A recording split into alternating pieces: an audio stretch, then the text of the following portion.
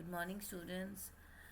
This is the first video which I am preparing for BBA students. ये BBA students के लिए नरसिम्हन जी का BBA, मेरे MBA students का assignments already PSB training academy जो मेरा चैनल है वहाँ पे है बहुत सारे, बट BBA असाइनमेंट्स का गाइडलाइंस या BBA असाइनमेंट्स को कैसे करना है वो उसकी वीडियो मैं फर्स्ट आज आप लोग को दे रही हूँ, बना रही हूँ. I hope you will all be able to understand the concept.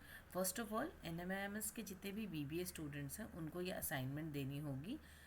ये असाइनमेंट्स है जून 2023 के. इसके लास्ट डेट में भी मई के कुछ एंड में होगा मोस्ट प्रोबेबली.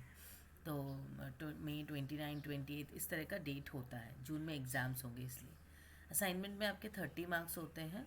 और असाइनमेंट्स अगर आप अच्छे से करते हो तो यू विल ईजिली गेट 25 तक आपको आ जाता है. 25 के अबव भी आता है if you right in a proper manner. यहाँ पे कुछ गाइडलाइंस दिए हुए हैं जिसको आपको मानना है. नॉर्मली 10 मार्क्स का जो क्वेश्चन है that is question number 1 and 2, उसके आंसर्स जो होंगे not more than 1000 words, but I will be specific, वो 900 to 1000 वर्ड्स का होना चाहिए. ठीक है, 900 to 1000, 1000 से ज़्यादा नहीं, और 900 से कम होने से फिर उसको कुछ ज़्यादा प्रेफरेबल नहीं होता. प्रेफरेबल है 900 to 1000.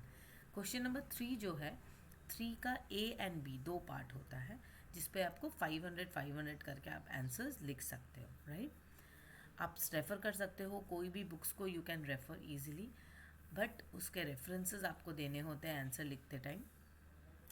थियोरेटिकल आंसर का वेटेज है, इसका जो वे है, एक फॉर्मेट है आंसर को लिखने का, एक बार मैं वो डिस्कस कर लूँ then I will continue.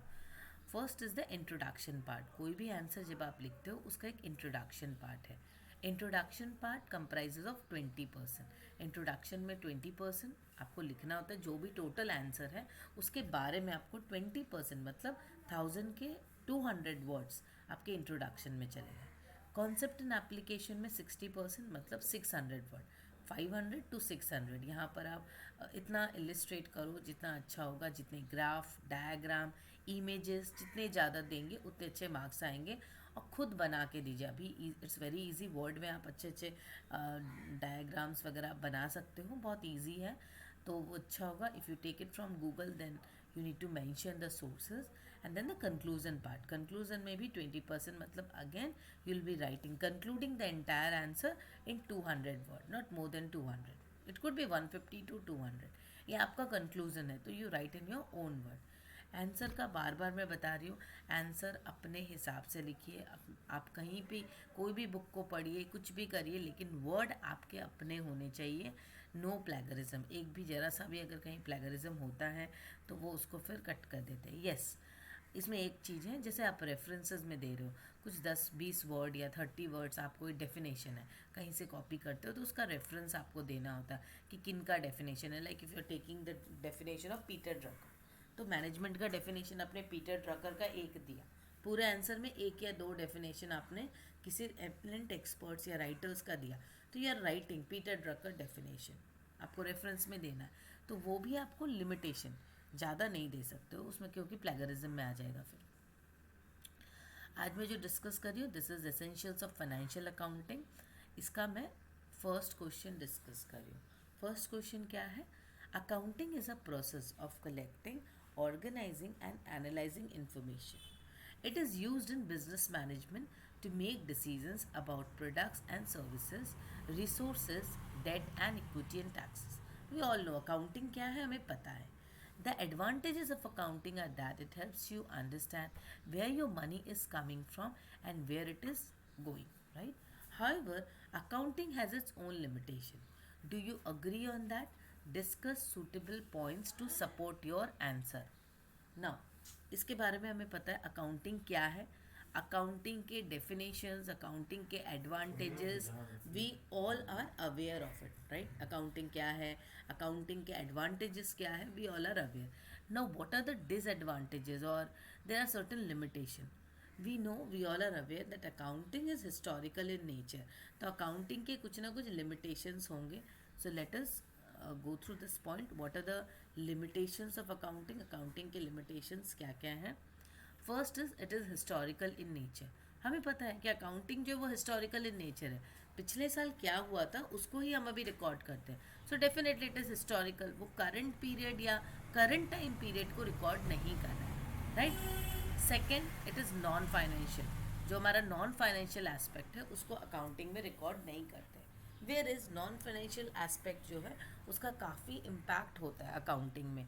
Like if we से आपके जितने भी employee motivation, employee efficiency, brand of your means whatever product you are selling, brand, your social image, your corporate responsibilities that you are performing, your corporate image, there is lot of thing. brand value निकलती है ना, तो ये depend करता है आपका कैसा आप सोशल रिस्पॉन्सिबिलिटी कर रहे हो, तो उन सब के ऊपर डिपेंड करता है. तो नॉन फाइनेंशियल एस्पेक्ट अकाउंटिंग में रिकॉर्ड नहीं होता है, right. Next is the overall profitability. Accounting क्या करता है, हमारा जो नेट प्रॉफिट निकालते हैं या gross profit, it is just the overall profitability, right. It gets into that. But यहाँ पर सेगमेंट रिपोर्टिंग या पर प्रोडक्ट रिपोर्टिंग प्रॉफिटेबिलिटी निकालना थोड़ा डिफ़िकल्ट हो जाता है. Okay. Next most important limitation is inflation impact. See you can not write all the limitation. आपको इसमें से 5 लिमिटेशन ही आप ज़्यादा से ज़्यादा लिख पाओगे. You can take any of it.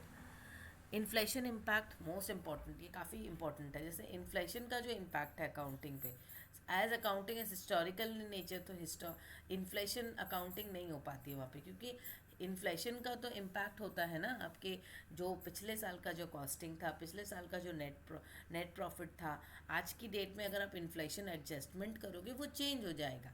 तो इन्फ्लेशन इम्पैक्ट यहाँ पर रिकॉर्ड नहीं होता है, since it is historical in nature. सीधे वहीं से आता है. Fraud and window dressing sort of thing. अब ये फ्रॉड एंड विंडो ड्रेसिंग क्या है, सीए जो होते हैं उनका यही काम होता है मेनली. जो fraud and window dress, fraud नहीं बताऊंगी मैं. विंडो ड्रेसिंग मतलब it simply you make your accounting books and all very fancy and very looking very beautiful. बहुत अच्छा आपको नेटवर्थ अपना दिखाना है, maybe for taking bank loan और for inviting your prospective investors. तो वहाँ पे विंडो ड्रेसिंग होती है, क्योंकि कहीं ना कहीं पर अकाउंटिंग में एक क्लॉज है जहाँ पर आपका पर्सनल जजमेंट्स आप यूज़ कर सकते हो. तो पर्सनल जजमेंट्स और बेस्ड ऑन योर एक्सपर्टीज़ जहाँ पर भी आपकी आती है, तो पर्सनल बाइस आ जाता है. तो पर्सनल बाइस में हर कोई की अपने अपनी एक अपनी एक्सपर्टीज़ होगी या अपनी सोच होगी, उसके हिसाब से वो अपने क्लॉज और अजम्पशंस को यूज़ करके विंडो ड्रेसिंग करते हैं. Fix period financial statements information, normal सी बात है, हिस्टोरिकल है and it gives a fixed period financial information. So we are not getting the regular और करंट अपडेटेड जो है ना real time basis accounting information हमें नहीं मिल पाती. Non financial aspect as I said वो रिकॉर्डिंग होती है. उसके संग संग इनटेंजिबल एसेट्स, इनटेंजिबल एसेट्स की रिकॉर्डिंग नहीं होती है अकाउंटिंग में. हम लोग सिर्फ टेंजिबल एसेट्स की रिकॉर्डिंग करते हैं. ठीक है. ऑडिट कंसर्न्स, अब ऑडिट जो है वो इम्पोर्टेंट है कि भाई सारे अकाउंटिंग पॉलिसीज़ ठीक से फॉलो हो रहे हैं या नहीं हो रहे. तो हर कंपनी, जैसे छोटी छोटी कंपनीज है, वहाँ पे ऑडिट की कोई ऐसे मैंडेटरी रिक्वायरमेंट्स नहीं है. तो वो एक कंसर्न है, क्योंकि there are possibilities of financial mishaps और कुछ भी फ्रॉड हो सकता है. Future prediction become unpredictable, because हम हिस्टोरिकल स्टेटस को लेकर आगे को प्रेडिक्ट करते हैं. Comparability, again comparability because personal bias is involve, तो कंपेरेबिलिटी में थोड़ी दिक्कत होती है, क्योंकि मैंने कुछ अजाम्पशन ले लिया. देयर आर अजाम्पशंस गाइडलाइन गिवन कि आप ये भी एज्यूम कर सकते हो, ये भी एज्यूम कर सकते हो. तो मैं एक सीए हूँ, मैंने अपनी कंपनी के लिए एक एजाम्पशन लिया, आप एक सीए हो, आपने दूसरे लिया. तो कंपेयर करने में थोड़ी दिक्कत हो सकती है, और we need to make in the same term, same comparable basis में लाना होता है. So these are few limitations of accounting. You can write this. इस तरीके से आप अपने इमेजेस भी बना सकते हो easily. I hope I have been able to explain the answer. Thank you students.